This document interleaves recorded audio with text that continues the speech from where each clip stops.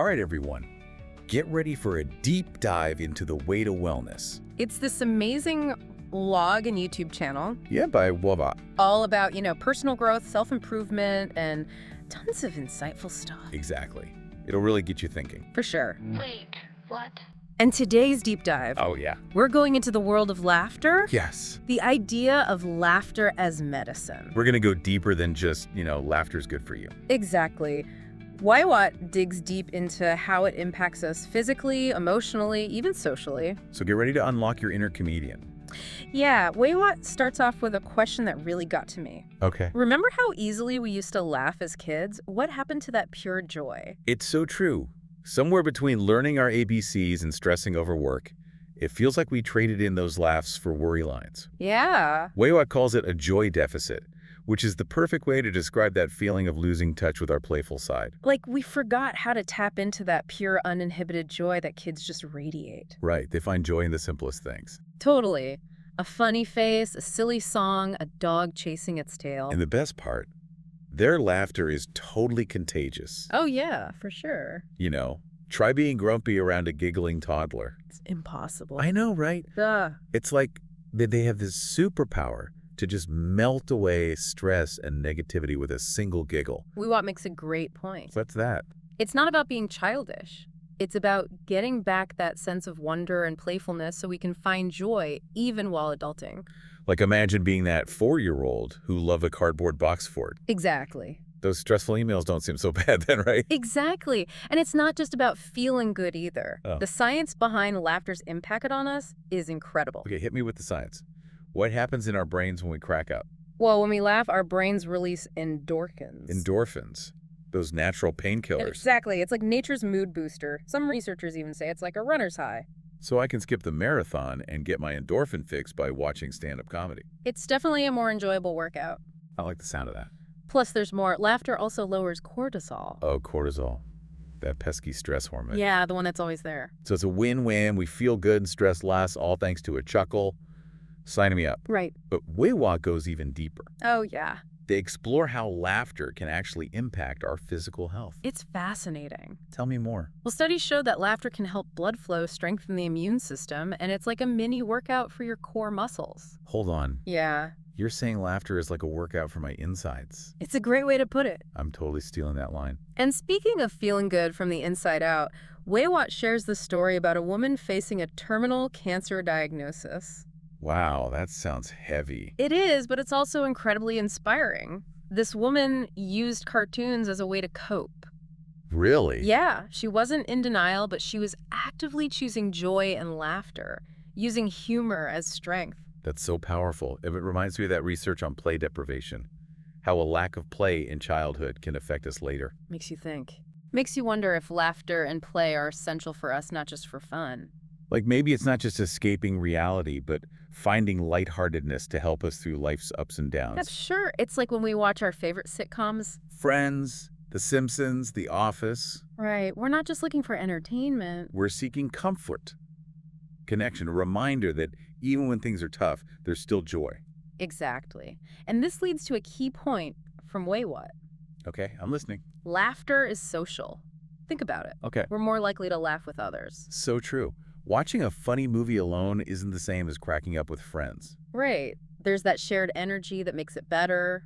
It's like laughter is a glue that brings us together. weiwat says it perfectly. Laughter strengthens connections, builds trust, eases tension. It's like a universal language that connects us. And you know what? This even applies to leadership. Leadership? Really? Yeah, think about leaders who use humor well. They often seem more approachable, relatable. It's like they're saying, hey, come join the team, be part of this journey. Like Leslie Knope from Parks and Recreation. Yes.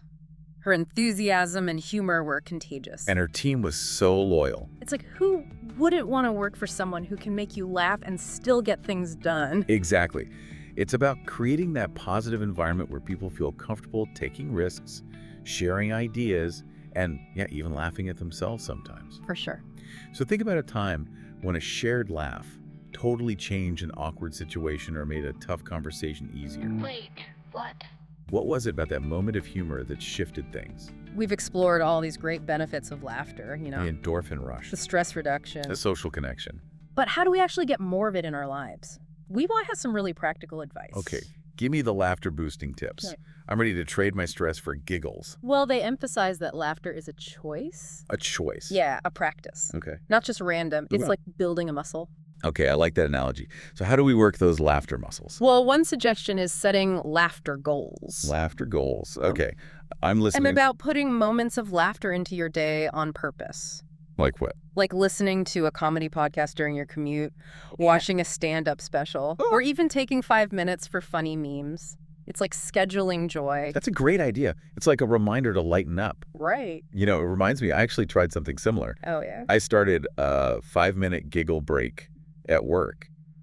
I set a timer, put on a funny video, and just laugh. It's amazing how much those few minutes help. That's awesome. You're already doing it.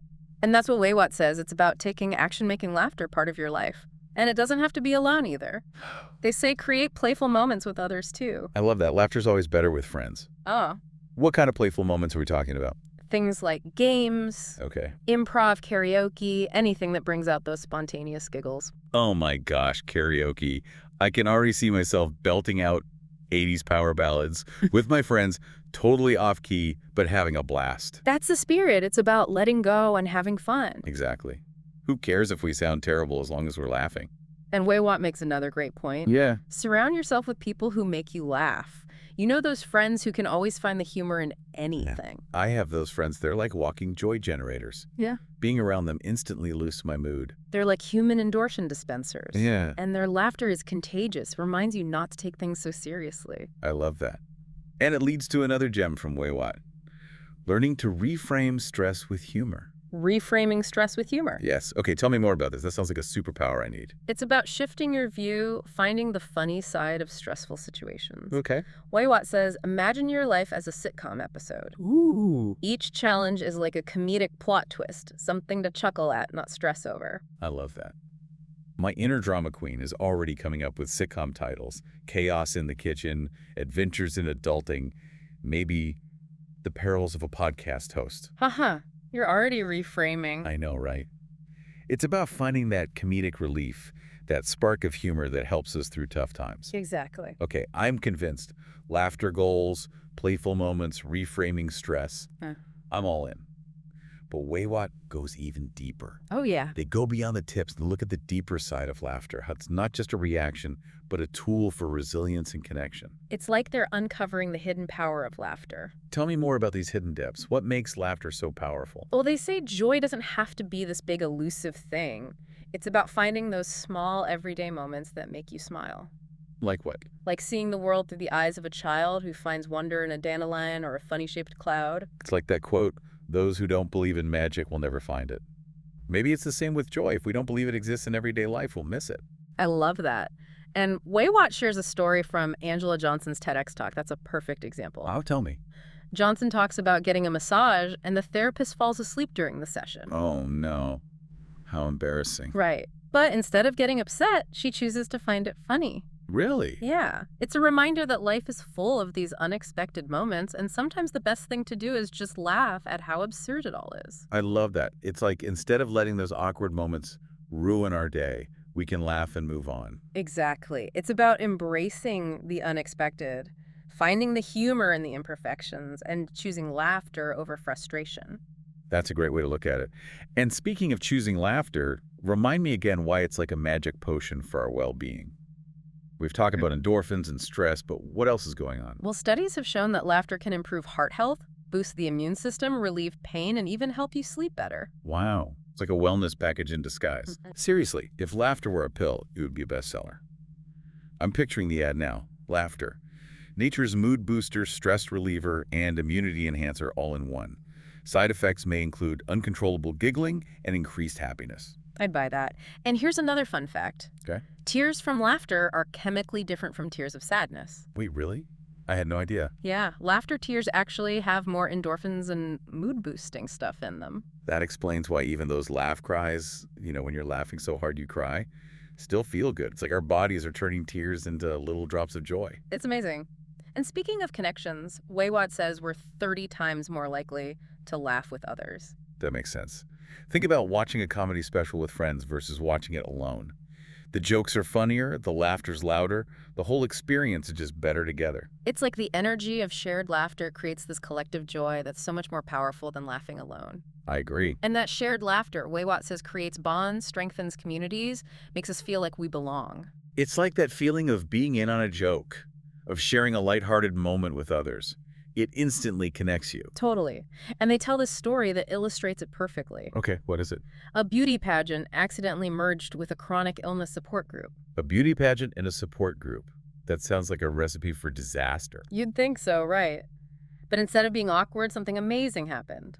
Laughter broke the ice. People from these totally different worlds connected. The barriers just disappeared. That's incredible. It's like laughter created a bridge between them, a shared experience that went beyond their differences. Exactly. And this brings us to another fascinating thing about laughter. What's that? Its ability to connect across cultures and differences. It's like a universal language, Right. a way to communicate joy and connection no matter what language you speak or where you're from. It's like a smile you can hear. I love that. A smile you can hear. And weiwat describes it as an emotional handshake, a way to build trust no matter our differences. That's beautiful. So we've talked about the personal benefits of laughter, the social connections, but I'm curious about the workplace, especially leadership. How does it all fit in there? That's a great point, and we'll get into that right after this. Wait, what? So we've talked about how great laughter is for us, Yeah. but I really want to hear more about laughter as a leadership tool. It's interesting, right? We always picture leaders as super serious. I know. But weiwat suggests that using humor can be really powerful. It seems kind of weird, but the more I think about it, the more it makes sense. Humor makes people feel good. It helps us connect. Exactly. And weiwat even talks about the science. They Ah. say laughter releases oxytocin. Oxytocin, that bonding hormone. Yep, the one we talked about. Right, the cuddle hormone. So when we laugh together, we're actually building stronger bonds. Exactly. That's why it's so important for leaders. When they use humor, well, they're creating a team that's closer and works better together. It's like laughter is the best medicine. Maybe it's the best team building tool too. I like that. And weiwat gives this perfect example. Okay. They talk about Paul Osnook's TEDx talk. I think I've seen that one. He tells this story about accidentally walking into the women's restroom at a conference. Oh, no. That's so embarrassing. I know, but instead of being awkward about it, What'd she do? he laughed at himself. He used self-deprecating humor to make the situation less tense and connect with everyone. That's such a good example. It's like when you can laugh at yourself, it shows you don't take yourself too seriously. You're more relatable. Exactly. It makes people feel comfortable. And that's huge for leaders because it breaks down those walls and builds trust. It's like saying, hey, I'm the boss, but I'm also human. I make mistakes, and I can laugh about them. I'd feel way more comfortable talking to a leader like that. Right. And weiwat connects this to what's happening in workplaces now. They talk about millennials Oh, yeah. and how they really value humor in their leaders. Makes sense. Millennials are all about being real and working together. So a leader who can be funny seems like a good fit.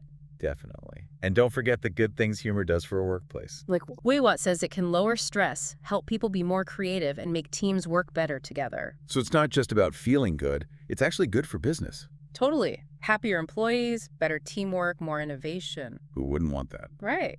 And this brings us back to that idea of kids laughing all the time versus adults hardly laughing. What happens to all that joy as we get older? It's like we swap those carefree laughs for to-do lists and bills. Somewhere along the way, we lose that pure joy. And weiwat wants to remind us that we can get it back. It's not gone, it's just waiting for us to find it again. So how do we find it? How do we become like those kids who find joy in everything? weiwat says it takes practice. We have to choose to laugh and be joyful every day. It starts with those small things we talked about. Like what? Setting laughter goals, being playful, looking for the humor in stressful situations. It's like training our brains to see the world in a more fun way, to find the joy we might be missing. Exactly. And it's not just about our own happiness either. weiwat says laughter is contagious. It can spread joy and connect people in our communities and the whole world. It's like that quote, "The best things in life can't be seen or touched. They must be felt with the heart." And I think laughter is one of those beautiful things we can feel and share with everyone. I love that. And to wrap up our deep dive into laughter, weiwat gives us this question to think about. If laughter is really that powerful, What would happen if we all tried to laugh more, both on our own and together as a society? That's a great question to think about. Yeah. It makes you wonder what the world could be like if we all embraced laughter. If we all chose to find the funny side of things and share that joy. It's a beautiful thought and one worth going for. I encourage you to check out weiwat's blog and YouTube channel, The Way to Wellness. They have so many amazing insights and tips for finding more joy, resilience, and personal growth in your life. Totally. And until next time, remember to look for those moments that make you smile, laugh out loud, and share that joy with the world. A little laughter can go a long way. Wait, what?